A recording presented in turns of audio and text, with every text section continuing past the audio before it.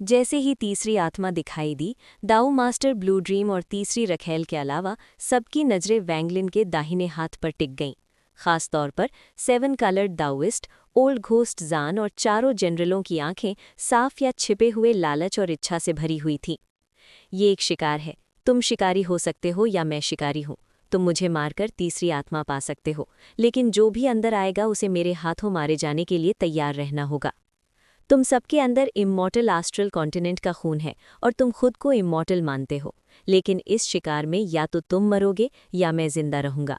मैंने immortal celestial continent के कई सेलेस्टियल्स को नहीं मारा है। मुझे उम्मीद है कि तुम सब उनमें से एक बन सकोगे।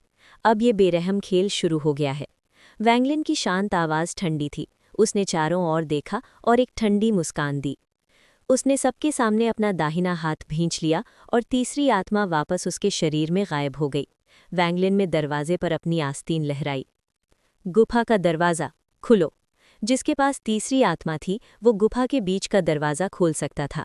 यहाँ के लोगों में सिर्फ वैंगलिन ही ऐसा कर सकता था। उसे यहाँ के लोगों के मारने के इरादे की चिंता नहीं थी। उसका जाने का कोई इरादा नहीं था। वो गुफा के बीच में था। गुफा की दुनिया में अपना आखिरी कत्लेआम शुरू करने वाला था। वैंगलिन इस कत्लेआम में कुछ भी करने को तैयार था।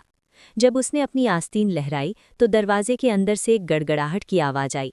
दरवाजे के बीच में ऊपर से नीचे तक एक दरार आ गई, जिससे वो 2 हिस्सों में बँट गया। पूरी गुफा की दुनिया में और भी गड़गड़ाहट की आवाज़ें गूंज उठीं। दरवाज़ा धीरे धीरे हिलने लगा, जैसे कोई अदृश्य हाथ उसे खोलने के लिए धक्का दे रहा हो। जैसे जैसे दरवाज़ा धीरे धीरे खुला, तूफान और भी तेज हो गया और दुख की कभी न खत्म होने वाली चीखें निकलने लगी। ये चीखें सुनने वाला कोई भी चौंक सकता था। दरवाज़ा गिरने के बाद ये पहली बार खुला था। तेज गड़गड़ाहट की आवाज़ों से सबके कान गूंज उठे और वे पीछे हट गए।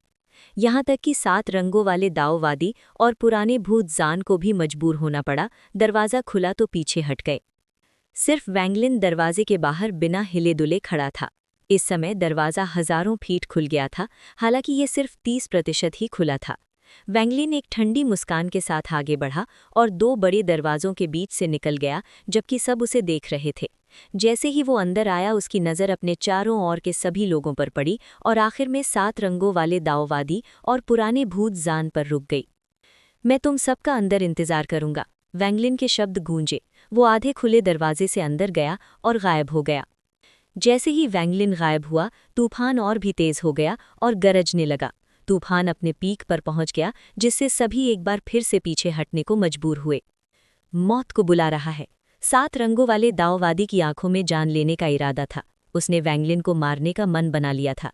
वहां ओल्ड घोस्ट जान भी था। उसके आसपास की परछाई उस दरवाजे को घूर रही थी जिसमें वैंगलिन गायब हो गया था, और उसकी आंखों में ठंडक की एक चमक थी।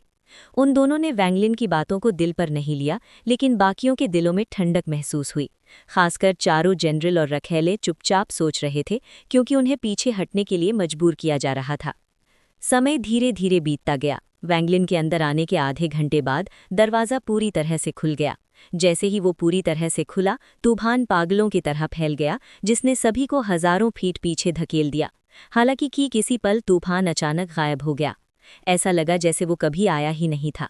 सबको रोकने वाली ताकत अब मौजूद नहीं थी और दरवाज़ा उनके सामने साफ दिखाई दिया। 7 रंगों वाला दाववादी सबसे पहले बाहर भागा। 7 रंग की रोशनी की एक चमक हुई और फिर वो गेट के पास दिखाई दिया और आगे बढ़ा अंदर। थोड़ी देर बाद ओल्ड घोस्ट जान था। वो कभी भी 7 कलर्ड दाओइस्ट को तीसरी आत्मा नहीं मिलने देगा। इस समय वो दोनों एक के बाद एक दरवाजे से अंदर आए। अंदर आने वाला तीसरा व्यक्ति सॉवरिन था। वो एक परछाई बनकर दरवाजे के पास आ गया। वो दरवाजे के बाहर एक पल के लिए हिचकिचाया और अंदर जाते हुए दांत भींच लिए। उन तीनों के बाद दाओ मास्टर ब्लू ड्रीम था। शुरू से ही वो शांत था। इस समय वो धीरे धीरे दरवाजे के सामने पहुंचा, एक आह भरी और अंदर चला गया। थोड़ी देर की चुप्पी के बाद दरवाजे के बाहर बाकी सभी लोगों ने अपना मन बना लिया और अंदर चले गए। उनमें से हर एक तरह से अलग मकसद से अंदर आया था। हालांकि उनमें से ज्यादातर को नहीं लगा कि वैंगलिन तीसरी आत्मा को रख पाएगा। ये संभावना थी कि 7 कलर्ड दाओइस्ट और ओल्ड घोस्ट जान के बीच एक नया 7 कलर्ड आ जाएगा। वे इस दरवाजे से आए थे और अब अनगिनत सालों बाद वे फिर से इसमें अंदर जा रहे हैं। ये एक पुनर्जन्म चक्र या उत्पत्ति बिंदु जैसा लगता है। जैसे जैसे अलग अलग साधक एक एक करके अंदर आए, सबसे आखिर में 5 तत्वग्रह के लोग अंदर आए।